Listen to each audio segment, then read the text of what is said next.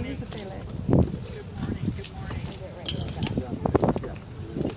Thank you all so much. I'm really happy to be here, and a beautiful, beautiful day on the ancestral lands of the Ohlone people.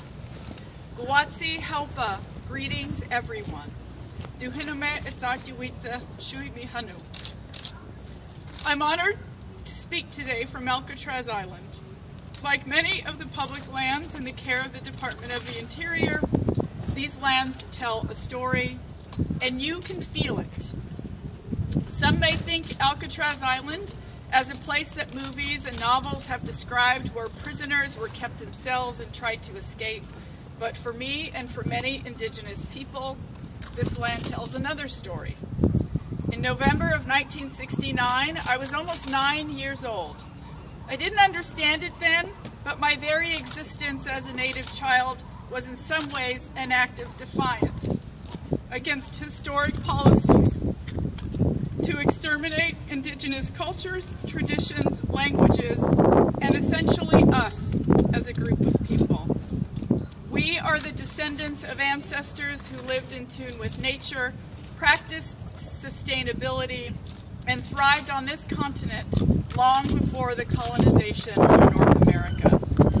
Many of us are the descendants of people who endured horrific brutality at the hands of those who oppressed us.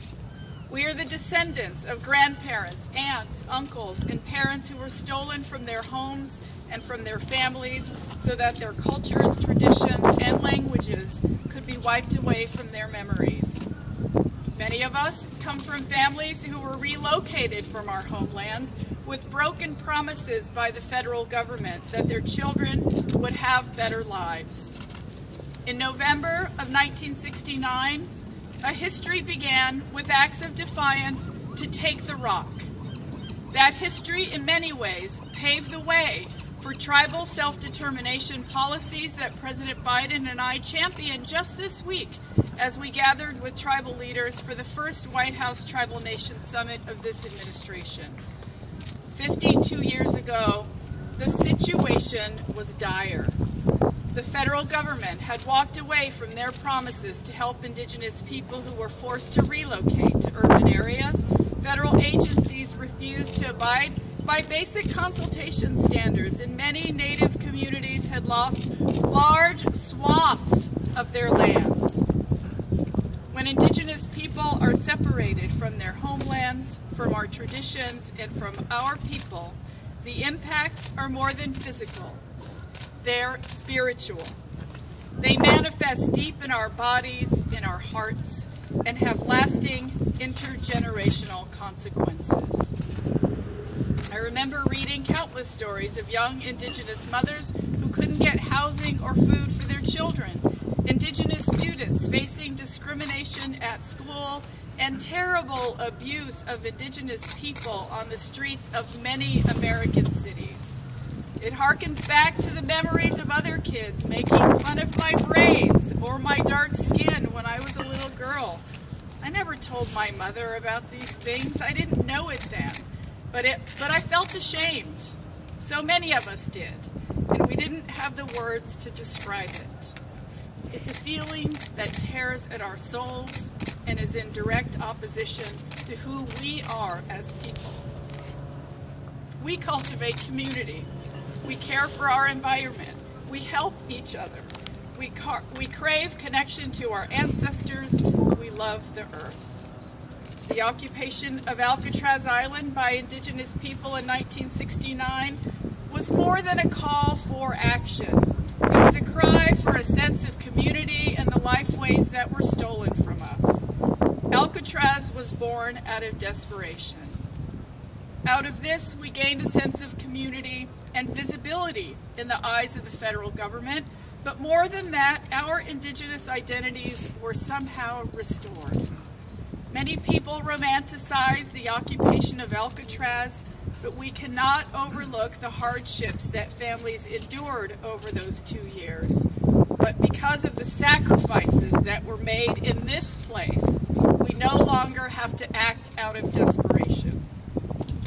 The fact that I'm standing here today is a testament to that fact. I am here. We are here. And we're not going anywhere. Right on. In a new era. We're in a new era. An era in which we can embrace our identities as Indigenous people and be proud of how much we have accomplished. An era of real opportunities to engage with the federal government, in which the President of the United States gathers tribal leaders together for a White House Tribal Nations Summit so that the policies we create reflect the needs of tribes, so that tribal leaders have a real seat at the table before decisions are made that impact their communities. An era in which we recognize the value of traditional Indigenous knowledge in our efforts to address the climate crisis.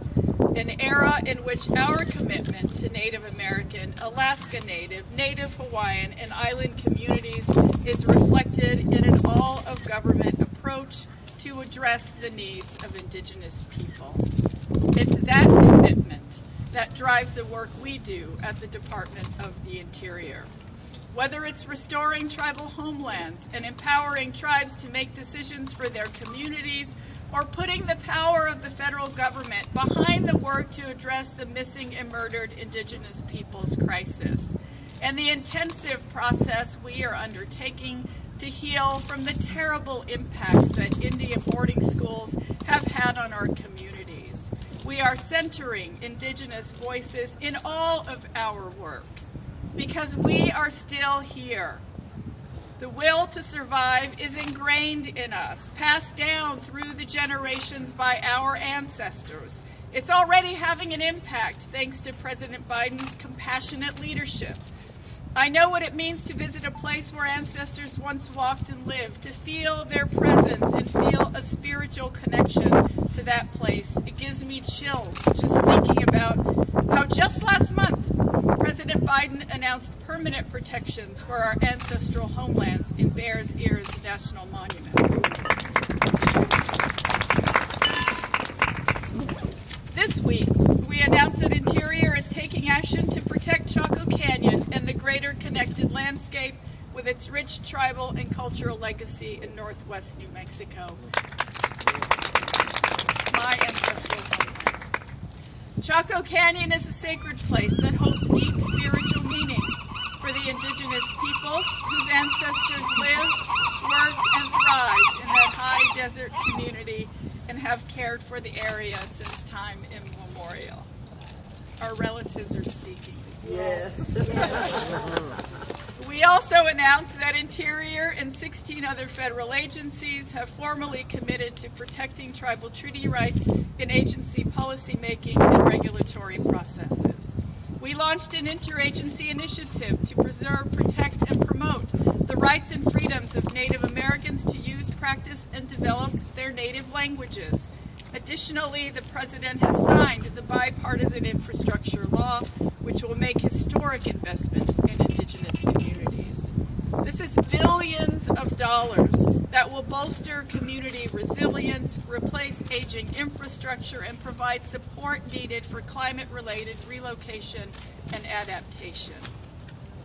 This funding and these efforts will be transformational in our communities, but investing in Indigenous people will not alone solve the challenges we face. We have schools and infrastructure to build. We have legacy pollution to address. We have communities that are literally being washed away by coastal erosion. And there is a racism in this country that continues to target Native people. Offensive names, mascots, and rally cries are not a thing of the past, but their time has come. And as long as I have a platform to speak from, I will stand against them. And that is why yesterday I used my authority to ensure that SQUA, which is used in the names of hundreds of federal land units, is never used again.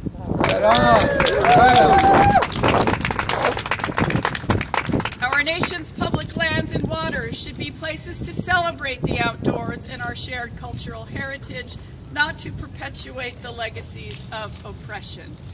Indigenous people, and in particular women, know how offensive this word is, and I am proud to be in a position to rid federal places of it.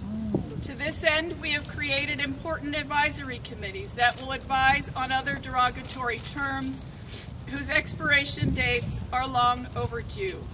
We will have a process that includes engagement with tribes, state, and local governments and the public. Representation matters. Being here matters. No longer do Indigenous people have to occupy a site to get the attention of the government. We are at the table and we're not giving up our seats. We have a long way to go to fully heal from the traumas created by historical oppression. I know that removing racist names, investing in broadband for tribal communities, and protecting native languages, those won't change everything. But change, even if incremental, is still change, and our moment is now. With Indigenous voices in power, perhaps we can create the world that those who occupied the rock envisioned, one of equity and justice.